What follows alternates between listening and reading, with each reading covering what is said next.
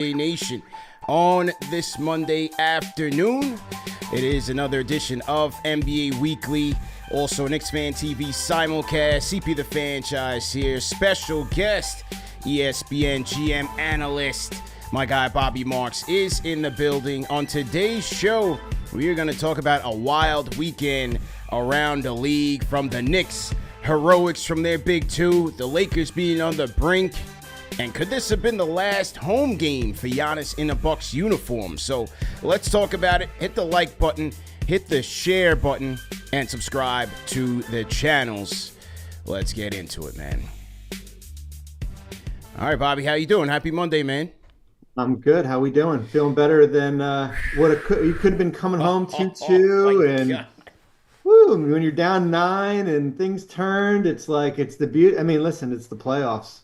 It's the roller coaster of the playoffs when you think you're down and then you're not down and then you get a win and now you got to go home and finish the job, right? Like that's the beauty of this next couple months here. That's the beauty of it, and this is why going into the playoffs, where this year was very different in terms of, the pulse of the fan base being sour on this team. They didn't get their signature wins and this, that, and the third. And I look at the playoffs every year as a blank slate. And it's what made me a fan of this team, of this organization for the 30-some-odd years that I've been watching, because it's the unscripted nature of sports. You just don't know what you're going to get from game to game. So I tell fans all the time, listen, we'll worry about Boston when the time comes, but I just enjoy the moment, man. Yesterday was exhilarating. I mean, hey, listen, for both teams, the shot making was off the charts. And certainly for New York, the ability to have that lead for most of, through the third quarter, and then certainly things changed. And then to be able to, Jalen, of course, willed them, but the shot making of Towns and Bridges, and that kept them, certainly within striking distance. And listen, I know Tibbs is sometimes a piñata for Knicks fans about minutes and all that stuff, but you got it pretty good compared to what other teams are going through right now. There was desperation in that Lakers game yesterday where JJ played the same 5 guys the whole look at those minutes. Look at those minutes. There was desperation in Denver on Saturday when their interim coach played basically 5 guys, 42 minutes plus. And with New York, he knows his guys. He knows basically where their bodies are. He knows what their minutes are. They're battle tested. And I think you probably sometimes have to appreciate as far as what he's been able to do with this group. And as I said, the goal now is to get it done in 5 games, because the longer this extends, the fatigue factor. There could be an injury here. Like you gotta get it. You gotta finish the job here. Yeah, no question. And when you speak about the injury, man, like when Jalen Brunson goes down, I'm thinking this is, non-contact injury, couldn't put weight on it. And once again, he goes into the locker room, comes back out, like Tip says, with the cape, and just starts going crazy. 15 points in that fourth quarter. And they did send me the report that was more of a leg pinch, not the ankle. So it seemed to be, not hampered him. He didn't seem to be hampered by it. But I'm just amazed by this guy. Like, I remember Game 4 in Philly last year, and we were there right behind the bench, and he had a bad knee situation going on where every time out, he's limping to the bench. They're putting ice on it just for like those 60 seconds to give him some sort of relief. He goes back into the locker room again. Everybody's looking that way to see if he's coming out. Comes back out and finishes with 46 points against the Sixers. This guy's incredible. Yeah, he is. He's fearless. That's and he's not a guy who's just basically standing on the perimeter. He's basically a guy that will go to the basket and attack the basket. And he's fearless. I'm surprised he missed that little bunny at the end, kind of.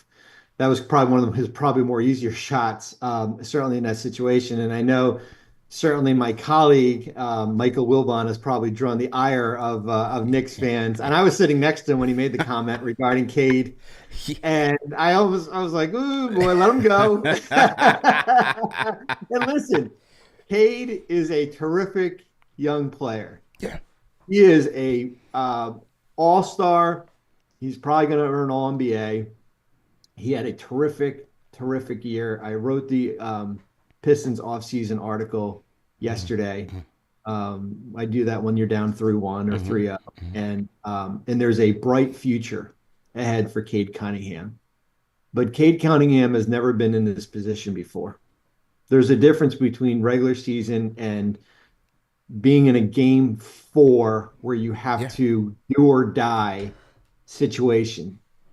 The group in New York has, and certainly maybe some of the guys in Detroit, whether it be Schroeder and Beasley and Harris. And those guys. There's a difference. The playoffs basically separate you from MVP level to third team All NBA. Yeah. There's a gap there. There's a gap there here. So I do understand why Michael went down that road and everything like that. And as we all say, sometimes what we say kind of comes back to bite you a little bit. I was teasing with my wife yesterday because I was ready to non-Knicks series. I was ready to say on TV, like, yeah, I'm not sure LeBron has another gear left. And there we go. We're watching him Friday night, and we're watching him yesterday, block shots and stuff. So we all have fun with some of the takes, and I know it. I'm ready for the Timberwolves to finish the Lakers off, and the Timberwolves PR to tweet out that all of us at ESPN predicted the Lakers to win the series. Yeah. So I'm prepared for that and everything like that. But just going back for the Knicks, listen, you get through this, you're going to get Boston, right? Like that's looking ahead, and that's the reality. Two teams that are kind of dinged up a little bit here. And we'll see what happens here. But as I said, you got to go home. You got to go home, and you can't. Hard to play from behind, I think, and I think you showed you can do it. But I think the Game 3 win on the road, that was as good as I've seen them. And I know things got a little dicey down the stretch, but that was as good as a overall performance by New York here, because it was so balanced. I thought it was. Especially after Game 2, and we can talk about lack of touches for Carl and maybe Jalen, maybe ISO heavy. I thought from a starter standpoint, that's how you're going to win games, is when you're balanced, when you're getting stuff from Bridges and you're getting stuff from Hart and OG, of course, and certainly the other two players. Yeah, I agree with you there 100%. Now, this game 4, was not without its own controversy. You had the final sequence of the game. Tim Hardaway Jr. picks up the ball off of a scramble. Josh Hart makes contact. Was it a foul? Was it not a foul? What did you think about the way the game ended? Well, a couple, like, my big picture is, like, don't put yourself in a position to rely on the refs at the end of the game. Like, you had a 9-point lead, and I would have said that for the Knicks too. If the Knicks were up 9, and listen, fans don't want to hear that. I thought, and I know the officials came out and said it was a foul. I didn't think it was a natural move by Hardaway Jr. on the shot, because he basically tried to draw contact. And I thought the official on the baseline got kind of blocked out a little bit, and I know it's his call, where he couldn't see. He basically was on the wrong side. So it's basically the official kind of more towards center court to make the call. It's tough, man. I mean, like, not just this series, all the series are physical. And they've let them play through for the most part here. It wasn't blatant. Listen, we go back and replay. We could do replay on everything. Right. And I'm sure there'll be a lot of calls out there. So I get it. But as I said, don't put yourself in that position where you're relying on a call to win you a game here. Yeah, I'm with you 100%. Like, should the Pistons fans have a gripe? Absolutely, I agree. Was there contact? Sure, but from my perspective, I think the referees have been letting these guys play. I think the Pistons have gotten their fair share from Game 2 to Game 4, where these guys are just playing prison ball. And, I'm looking at it like, you know what? Hey, this is the playoffs.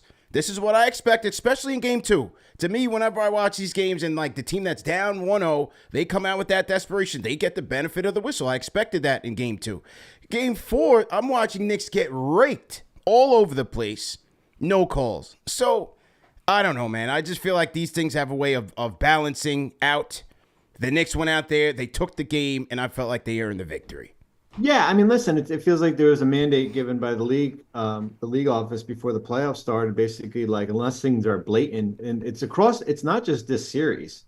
I mean, you watch Milwaukee, Indiana last night, Houston, Golden State is extremely physical. Even when I was in LA last week and went to game 2, that's the game the Lakers won, and sitting up close to the court compared to watching it on TV gives you a different perspective how physical it really is. Yeah, very, very interesting. So, as you said, these two teams will go at it again for Game 5 at the Garden. The Garden is going to be on fire. I'll be in the building. But as you said, I really hope the Knicks don't play around here and make sure that they wrap this series up, because you can probably expect Boston to do so when they get to Boston. Both games on Tuesday. So hopefully they can both wrap it up and the Knicks can get some much-needed rest as they head into an underdog scenario here against the Celtics. Now, you had Lakers at Minnesota, and Minnesota putting the Lakers on the brink of elimination, 116-113. They win that game yesterday.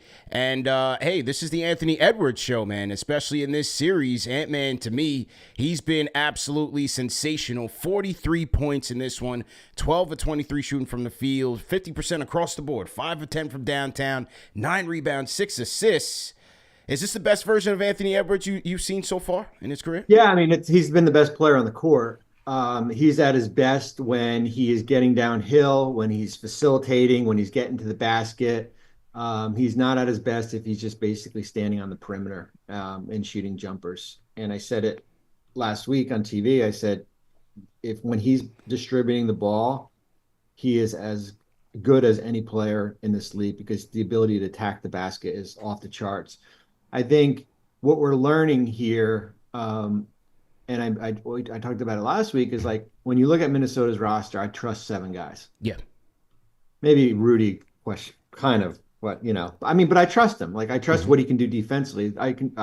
With the Lakers, I probably trust 3 guys. Right. That's right. I don't know what I'm getting with everyone else. And I think you're seeing that here, where basically JJ Redick has to rely on 5 guys for the second half. These guys were, if this game went to overtime, these guys were going to be gassed. Where you could have Naz Reid, you could have Dante DiVincenzo come off your bench and give you minutes and give you productive minutes and basically give you a boost in the fourth quarter.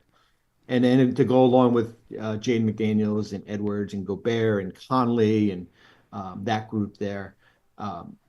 I think Minnesota is going to win this series. I wouldn't be surprised if they win in Game 5 on the road. I think they've shown they can do it. I think they can't approach that they're playing with house money, because get a Game 6 at home, even with LeBron and Luka, that gets a little bit dicey here. But I think for the Lakers, it shows you that there's a lot of work to do. Yeah, with this roster, it really does. And listen, Luka and LeBron are terrific.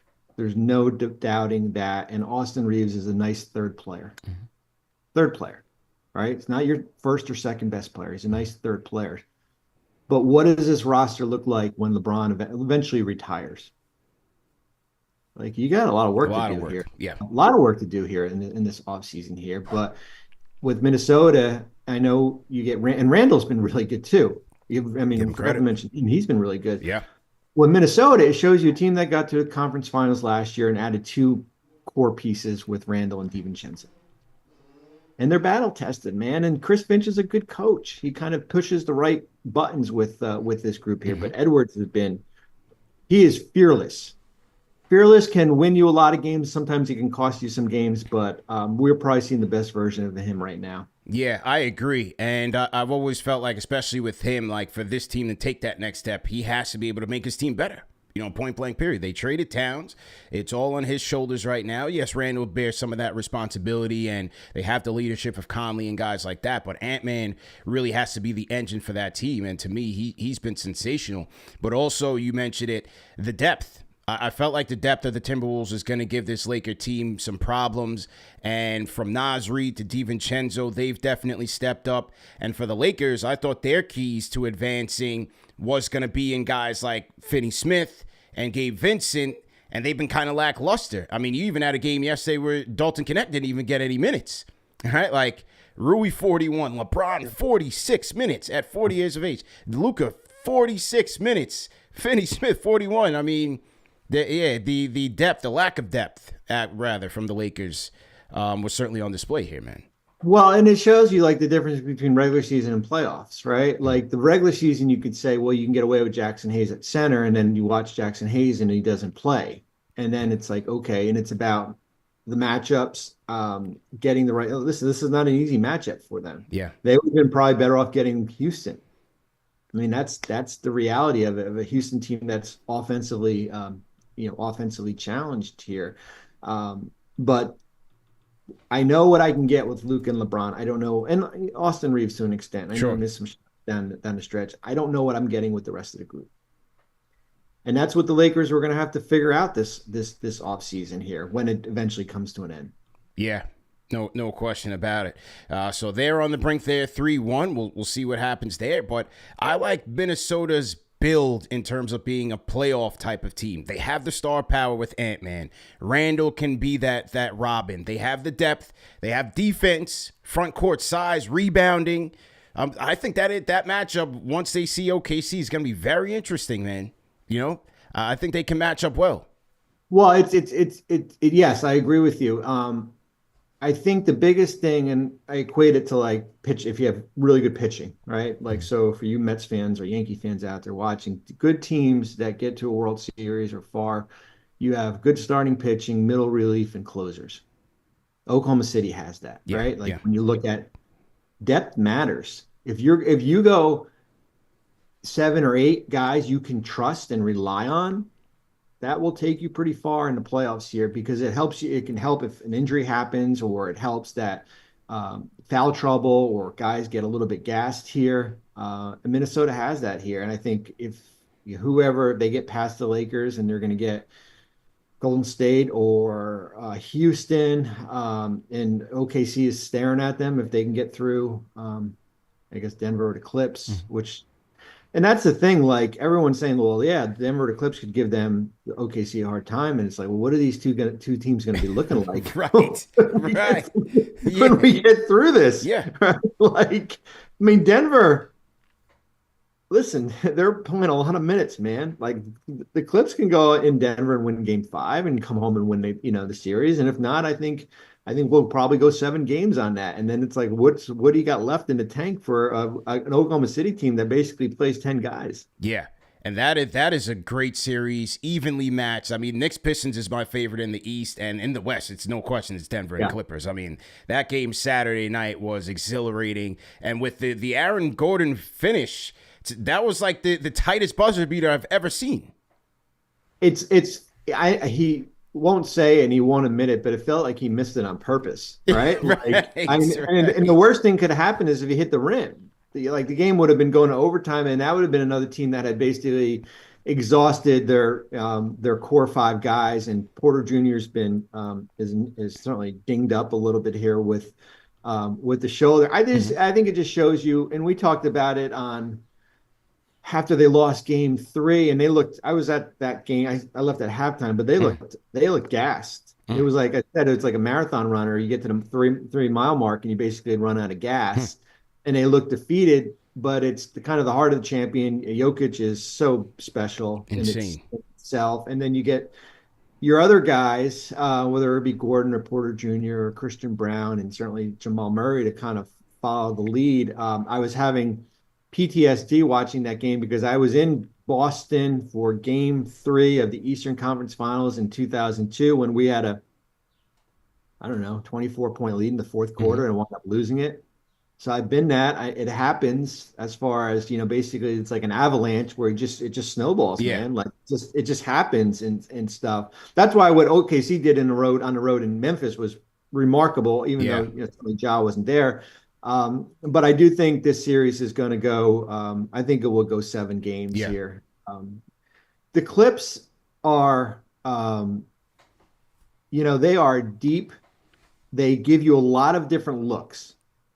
Zubac has been He terrific. has. You got Powell, you got Derrick Jones Jr. coming off the bench for you. You have, you can defend. You get vintage Kawhi. Harden's got to be like Harden was in Game 3, Hmm. basically the tone setter here. But it's unfortunate one of those teams is going to lose. But that series has been terrific. Yeah. No question about it. CP the Fanchise here. Bobby Marks in the building. Salute to everybody in the chat. Hit the like button, hit the share button, and subscribe to the channel. If you guys have questions for Bobby, go ahead and leave it in the chat, or you can hit us up on the KFTV Discord or the NBA Reports Discord. Now, also yesterday, Bobby, unfortunately, the Bucks lost Damian Lillard. They lost the game to the Pacers 129-103. I thought the Pacers were the better team going into this series. They played that way throughout. Now they're up 3-1. What have you made of the series so far? I thought I picked Indiana before the series with Lillard or without. Even if Lillard had come back, I think there's a gap in talent Yeah. between the two rosters. I think it's evident. Indiana is much deeper. Mm-hmm. They've got shooters to complement Halliburton and Siakam. When you look at whether it be Ben Walker or McConnell or the list of guys, Nemhard and Mathurin, like Nothing. it's Yeah. like they are deep. They are a deep roster. I thought they sometimes play with their food a little bit where they're so reliant on the three ball. Mm-hmm. Where I said it last night, they're going to keep Milwaukee in this game if they don't start attacking the paint here. They'll win this series. They should win this series in 5 back home in Indiana. And then it's going to be the questions as far as with Milwaukee, kind of what's next. I wrote their offseason article after they were down 2-0. Mm-hmm. Went back last night and certainly changed some things around because of the Lillard injury, which looks like it's going to be an Achilles. And an Achilles for a player who will be 35 years old in the summer and is owed $113 million left. And the future, even without the injury, did not look great for Milwaukee. And it's a lesson that eventually championship windows and the cycle to compete for championships eventually come to an end. That is the reality. That's in every sport. Mm-hmm. They've been to the playoffs 9 years in a row. They've lost. They'll probably lose in the playoffs 3 years in a row. They haven't been healthy. That's the reality of it, whether it be Giannis or Lillard or Middleton before that. But when you look at the big picture of this roster and you've got free agents, Lopez, Trent Jr., Taurean Prince, Bobby Portis, Kevin Porter Jr., the list goes on. Where are reinforcements coming from? You make the Kyle Kuzma trade. Where are reinforcements coming from? You can't trade a first round pick until 2031. You have basically 2 seconds at all. You have 1 this year. Where's help coming from?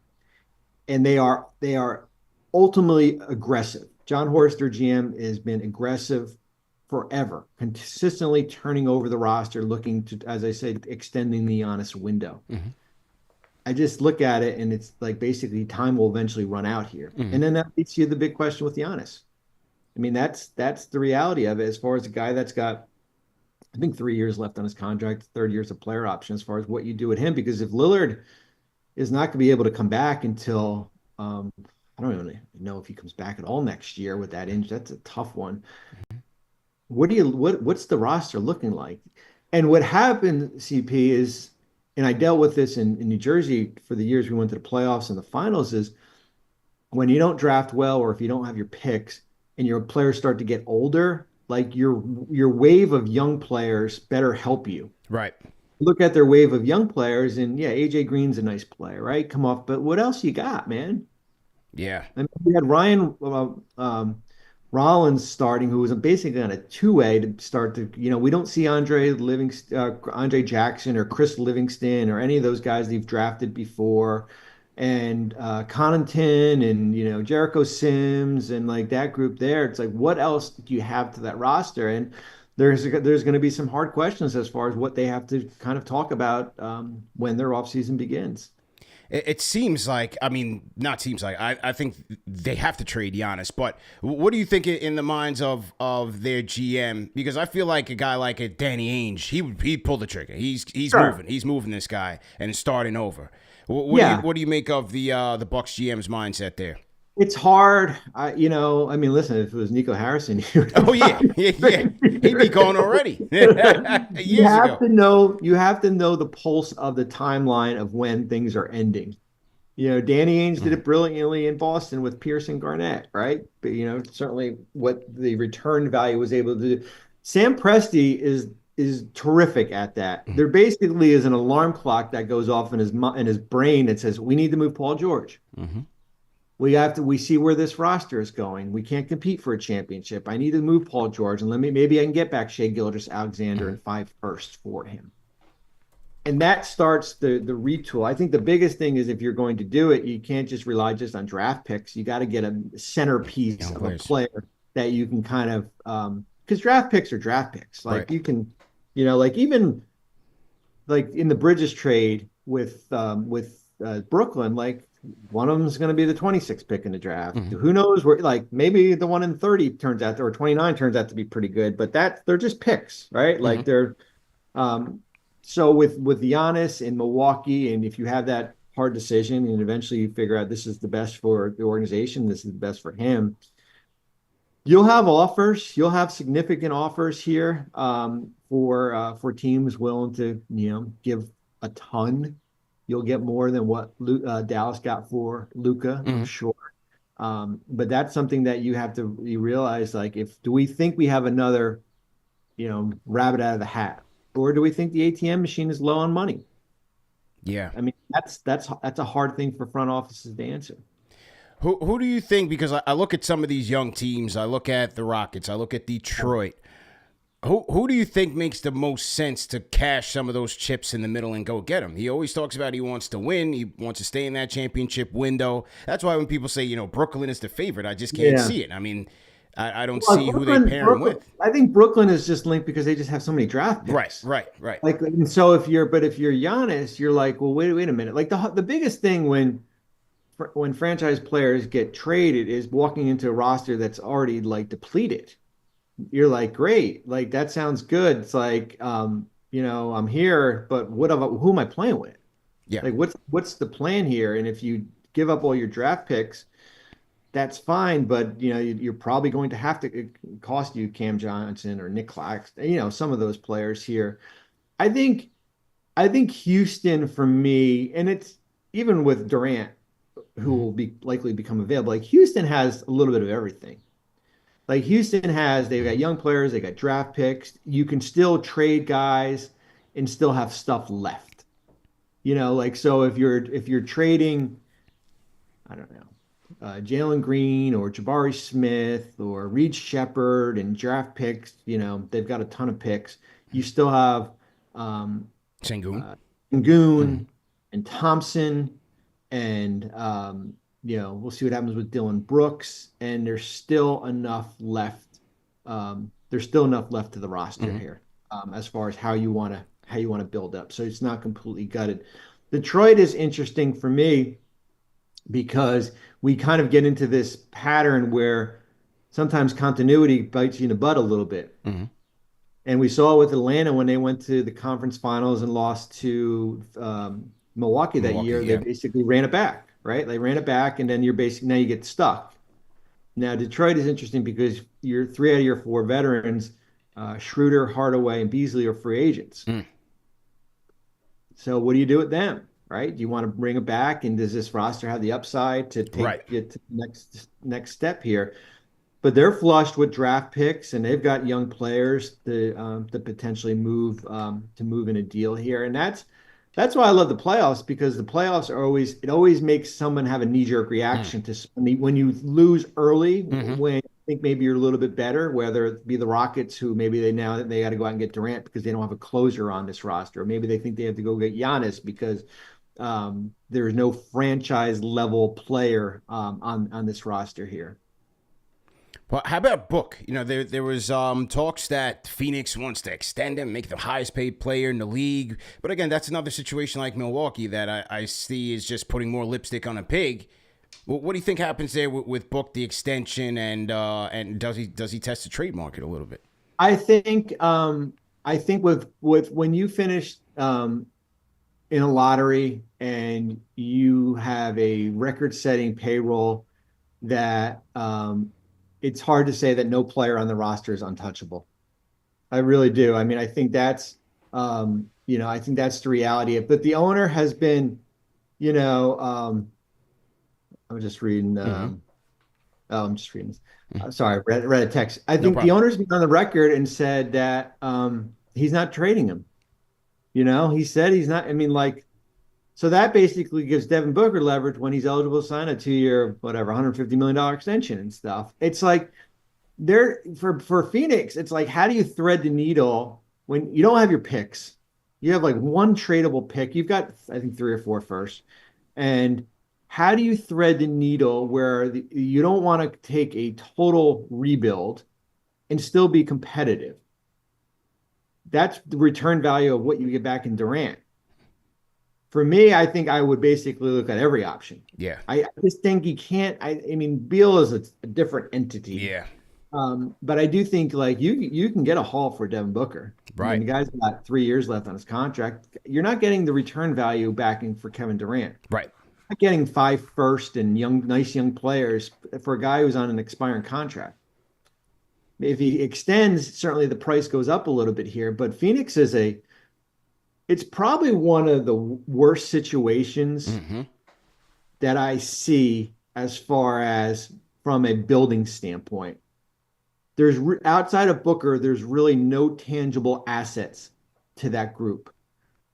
And Durant is certainly part of it, but I just don't see that you're going to give up everything for Kevin Durant. Right. I just don't see that. Yeah, me neither, man. I would look to just destroy and rebuild, trade both those guys. I'm looking to Houston, trying to get some of those picks back, and just kind of just rebuild slowly. But we'll see what Ishbia has up his sleeve this offseason. And speaking of the offseason, you're a busy guy, right? You're tapping in on playoffs. You're traveling here and there for ESPN. You're working on your offseason articles. But let's talk about what you're doing for the draft as well, because that's pretty interesting. There's not enough time in the day. I wish there was I wish we can extend the hours and get past 24 hours in a day and stuff. Yeah, no, like, listen, this 3-week stretch is probably the busiest of the 12-month cycle here, just because we got the playoffs going on, and we've got my off-season articles, and we're writing when teams are about to lose, and I think we've got 15 articles up already in one doc. You can go on ESPN and do that. And then we have the draft. We've got the combine in a few weeks, and we've got the draft in June. And one of the things I've been doing for the last 7 or 8 years, and I love doing it. It's very time consuming. Is I help through the agents, the players eligible for the draft. I sit down with them and help them prepare for when they interview with teams. It's one of the most rewarding things I do, just because I get to know the players and kind of who they are as people. And it can kind of, if I can give them some tips, interviewing tips, it's very rewarding. And I was out in LA last week, certainly for ESPN, but I was able to do about 20 players and sat down with them. The Florida trio of, the Walter Clayton Oh, and yeah. Al I like him. Condit, and Will Richardson and Colin Maluk, the big guy from Duke, and doing Cooper Flag on Tuesday night, and Dylan Harper at the end of the week. And at the end of the day, I'll probably get about 60, 65 players, and it takes about 45 minutes out of my day. But you just run out of time to do it. And I love it. It really helps. It helps them. It helps me when I can kind of sit on stage the night of the draft and kind of talk about them as people. But that's, I talked with 2 years ago, we were able to talk about Derek Lively and his mom, who was battling breast cancer, who unfortunately passed away.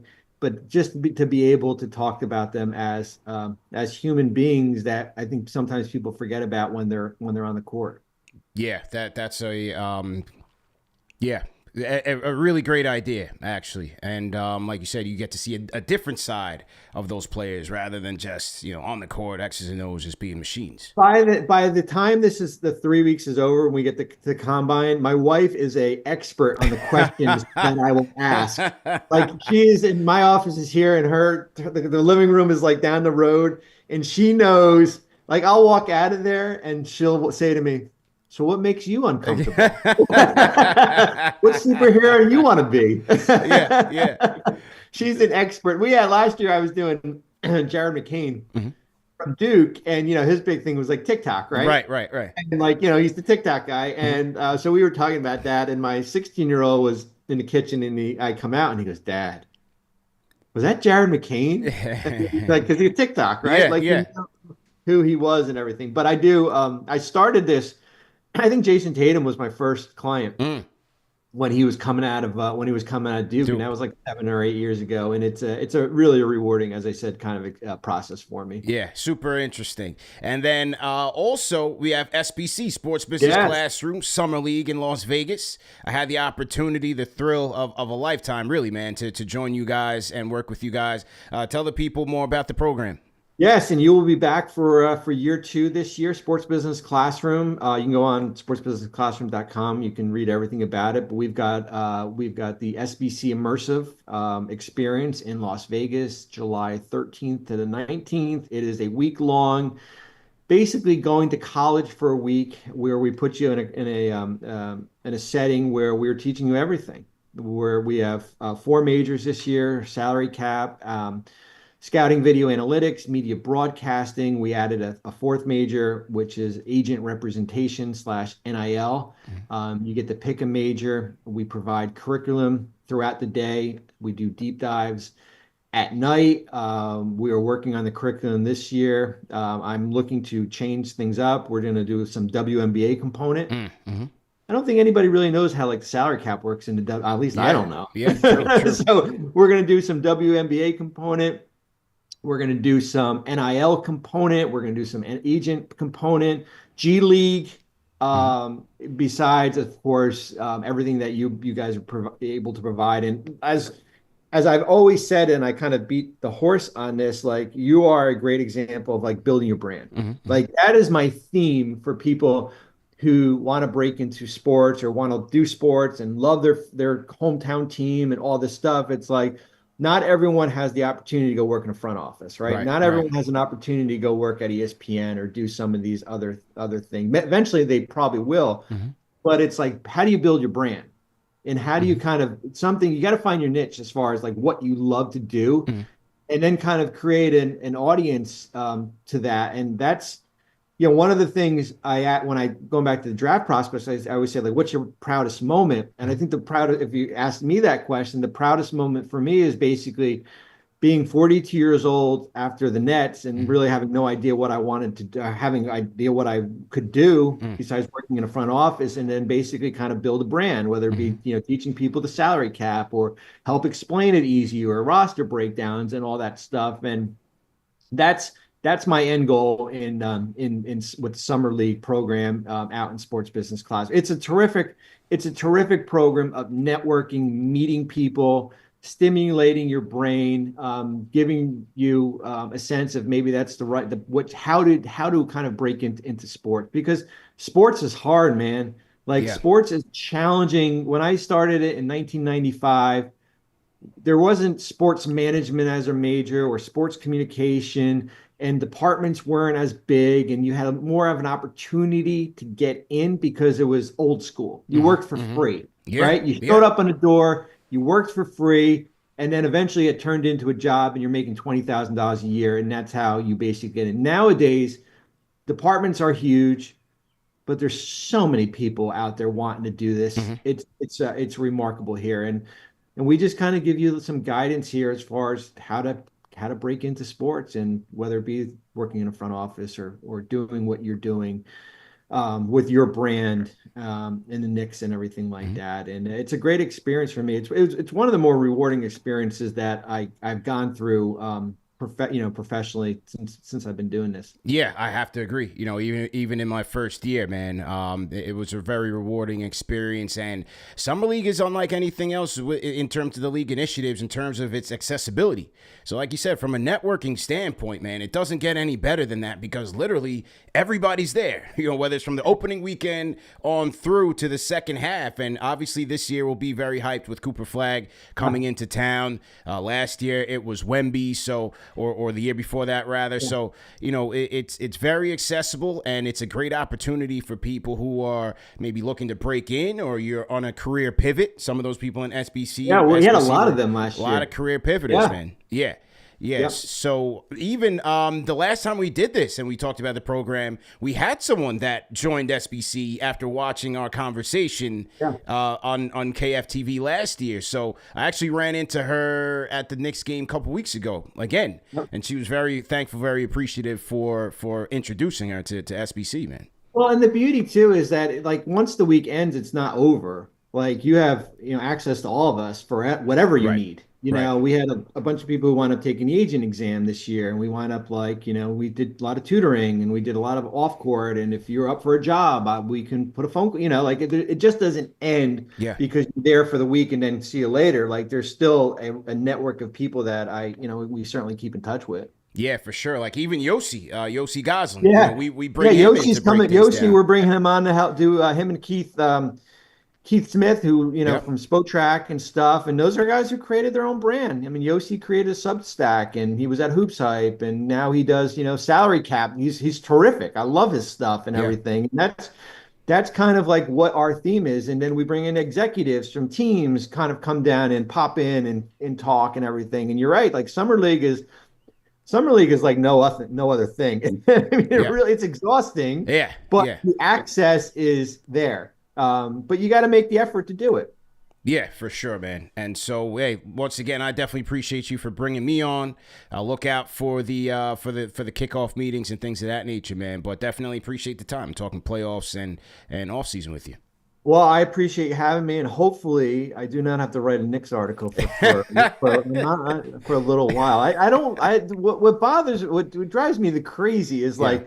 When teams go up 3-1 and then all of a sudden it's 3-3 and I'm like, oh my God. It's like people always ask me, it's like, do you have a rooting interest in the playoffs? And I'd be like, you know what my rooting interest is? When a team is up 3-1 to finish that other team off. That's what my rooting interest is. Yeah. And with this Knicks team, this series has really tested their grit versus public opinion about this team or the lack thereof. And now we're going to see if they have that killer instinct to close it out. Because as you say, it's not easy, man. I think that as you said, the Garden will be rocked. Yes, Detroit showed that they can win there in game 2, but I do think you just got to get off to a good start. Yeah. You just can't play from behind. True indeed, man. Well, Bobby, man, we'll look out for the next article on ESPN. And thanks again for the time, man. I appreciate it. Good talking with you. All right. That was our guy, Bobby Marks. Once again, salute to everybody in the chat. Hit the like button, hit the share button, and subscribe to that channel. Let me go ahead and fix my camera up here. All right, salute to the family, man. How we feeling? Salute, man. Everybody in the chat, all my Fanchise channel members. Salute. Randy Luis asks, does a seminar help with sports medicine or healthcare? They didn't have a track for that. As he mentioned, they have the agent track. I work in the media side. They have scouting, not healthcare specifically, but again, man, like you just don't know who you're going to run into at Summer League, whether it's at the Thomas and Mack Center, at the games, it's on the dice game, at the crap table, in a hotel. You just never know who you're going to run into. So that's why I encourage everybody, whether you're a spectator or you're looking to break into the business, or you have another business, an ancillary business that you feel like, you can really tap in and build on, come to Summer League, man. And on top of that, the games are super accessible. You have 2 gyms in Thomas and Mack Center, $35 a day, Or you could stay the whole day. You could sit wherever you want. You check the schedule. Okay, Knicks is in the A gym. I'm over here. Okay, I want to see Cooper Flag and them at 5:30. Okay, I'm over here. And that's basically it, man. It's very accessible, and you get to see some of the young stars, the next generation, kick off their NBA career. So shout out to everybody who popped in at Summer League last year. And for those of you that, you guys have seen head coach Tom Crean on this show, and we talk about building relationships and networking, that's where I met him formally at Summer League, because he was working with our kids on the media track. They had a podcast studio at Summer League, so they had me basically producing the podcast for the kids. So we would have different guests, Tom Crean, I think they had like former GM of the Wizards, a lot of different guys. And that's how I met him. We exchanged contact, and we brought him on the show several times here at KFTV. So that's just how it goes when you talk about making those connections and building long-lasting relationships. All right, so great job by Bobby Mark. Salute to everybody on the lunchtime grind. If you guys are on the grind, man, leave me a hashtag grind, and I will shout you guys out. Also, let's pay some bills. I want to shout out one of our sponsors of the show, and that is Morgan & Morgan, America's largest injury law firm. Shout out to Morgan & Morgan, man. Over 35 years of top quality service. Hey, listen, all law firms are not the same. I'll give you guys a couple of examples. In Florida, a client received $12 million after an insurance company's best offer was $350,000. In Pennsylvania, a client was awarded $26 million, a staggering 40 times the insurance company's original offer of $650,000. So those are just the examples of how Morgan & Morgan can get it right for you. And the best part is, it's free. Their services are free unless you win. Free unless you win. So if you feel like you have an injury case that you want to fight, go to Morgan & Morgan. Go to forthepeople.com/KFTV, or you can dial pound law, which is pound 529 from your cell phone. All right, forthepeople.com/KFTV or pound law from your cell phone. All right, shout out to our guys at Morgan & Morgan. And also, hey, for you small business owners or medium-sized business owners, if you guys are looking for top quality talent, make sure you try LinkedIn to go there, man. We've definitely found top quality candidates to move KFTV forward. And LinkedIn, what I like about it, hey, you post your job, you get the qualified candidates, and you can share with your network, let people know that you're hiring. It's a very intuitive process. I like the networking part of LinkedIn, and also the ability to find top quality candidates really around the world, man. So find out why more than 2.5 million small businesses use LinkedIn for hiring today. Find your next great hire on LinkedIn. And to support us, go to LinkedIn.com to post your job for free. LinkedIn.com/KFTV. All right, LinkedIn.com/KFTV. Terms and conditions apply. Okay. Shout out to those sponsors, man. All right, today I'm texting Starberry right now. We were talking, man. He was hyped after that Knicks victory. So I'm gonna try to come back on today at 5:00 for the Bleacher Report show. We'll see what Starberry's schedule is looking like. I'm gonna hit him right now, see what he's dealing with, see if we can bring him on for 5:00, and then talk a little bit more about Game 4. Also, a couple things about Game 5. Number one, the watch party, man. The rooftop is open at the Ainsworth, all right? So 45 East 33rd Street, 5:30 happy hour. Tip off at 7:30. Meet us on the roof. It's going to be 80 degrees here in New York City on Tuesday. So the Ainsworth is opening the roof. So we'll have different rooms. We'll have the downstairs back room, which has been going bananas over these past couple of wins. But if you want to watch the game in style, head up to the Ainsworth and head up to the roof. Also, if you guys want to go to the game, we are partnering with Underdog Fantasy to give away 2 tickets to Game 5. What you have to do to qualify, you go to UnderdogFantasy.com or download the Underdog app. Use our code KFTV, and it's a raffle. So you make a minimum deposit of $10, and we're going to draw the winner during the 5:00 show. I'm going to go back live at 5:00 to draw the winner. So you guys watching live have about 4 hours to get it done. UnderdogFantasy.com. Use the code KFTV. $10 for the raffle. And then we will draw from the names at 5 p.m. Okay? All right, those are the announcements, man. Beautiful day outside. I'm going to go take a walk, man, get my mind right, hit a little reset, and I'll see you guys at 5 o'clock, man. Salute to everybody in the chat. Salute to our Fanchise channel members. Shells, I see you. Zach in LA, I see you, man. AP says, CP, I got my Knicks poster. Thank you very much. Yeah, man, hope you enjoy it, man. Hope you enjoy it. We're sending some more out today, man. Coach Mike, I see you, man. Coach Mike, hopefully I see you out in Summer League. Salute. Harlem Super Thugs, I appreciate it, man. Salute to Harlem, USA. Kyle, shout out to Kyle. Kyle, you should be getting your stuff soon, man. We sent it out to AZ, so it should be coming shortly, either today or tomorrow, I would say. Bomani, wise guy, salute. Randy Louis, I appreciate you again. JR, appreciate you, man. And, yeah, man, appreciate everybody for tapping in. Let's go. See you guys later, 5 p.m. We're going to get it cracking, all right? Have a good day, everybody. Peace.